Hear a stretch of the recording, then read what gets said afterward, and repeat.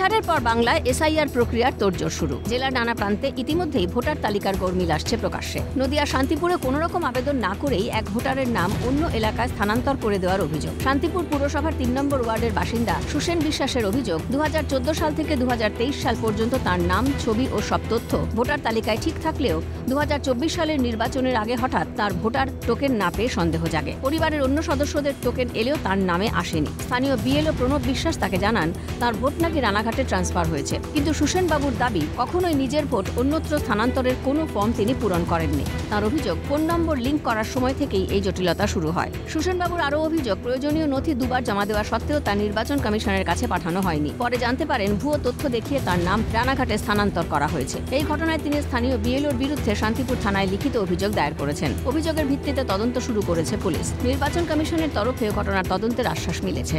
কাগজ জমা দিয়ে আমি অনলাইনে চেক করলাম, ভিডিওতে যাওয়ার পর আমাকে বললো যে বিএলও কাগজ ওখানে বলে জমা দেয়নি, মানে নির্বাচনের দপ্তরে। হ্যাঁ, জমা দেয়নি। বললো ওখানে নাকি আমার বউ আছে, ফ্যামিলি আছে, আমার জায়গা সম্পত্তি আছে। আদৌ নেই।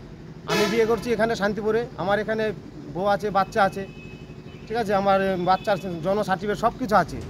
উপযুক্ত তদন্ত করে বিষয়টি দেখা উচিত বলে মন্তব্য বিজেপির। তিনি কোনো ধরনের কোনো কাগজপত্র ফিল আপ করেননি, তা সত্ত্বেও যেটা হয়েছে এটা আমার ধারণা যে কোনোভাবে বিএলওর কোনো গাফিলতি এই বিষয়ে নিশ্চিতভাবে আছে। এখন সেই বিষয়টি তদন্ত করলেই পরিষ্কার হয়ে যাবে।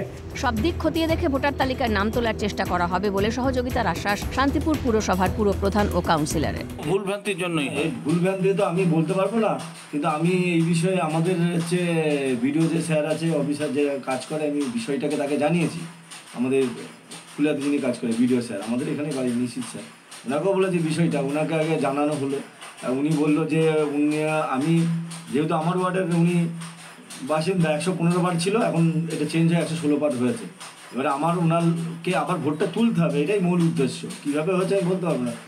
বিষয়টা আমাকে খোঁজ খবর নিতে হবে এবং তাকে যদি যতটুকু, যেহেতু এটা নির্বাচন কমিশনের এখতিয়ারভুক্ত বিষয়, এবার আমাদের দিক থেকে যতটুকু সহযোগিতা করার দরকার আমরা চেষ্টা করব এবং আমাদের বিএলওর কাছ থেকেও জানতে চাইব বা আমাদের কাউন্সিলরের কাছ থেকেও, সংশ্লিষ্ট কাউন্সিলর তার থেকেও তো বিষয়টা জেনে যাতে তাকে সহযোগিতা করা যায়, সেইটুকু যতটুকু এসডিও বা মানে বিডিওর কাছে বিষয়গুলো, বার্তাগুলো পৌঁছে দেওয়া, যাতে তার নির্দিষ্ট ঠিকানায়, যেখানে তিনি বসবাস করেন সেই নির্দিষ্ট ঠিকানায় যাতে তার ভোটার কার্ডটি তার সংযুক্ত হয়, এটাই মানে আমাদের দিক থেকে যতটুকু সহযোগিতা করা যায় নিশ্চয়ই করব।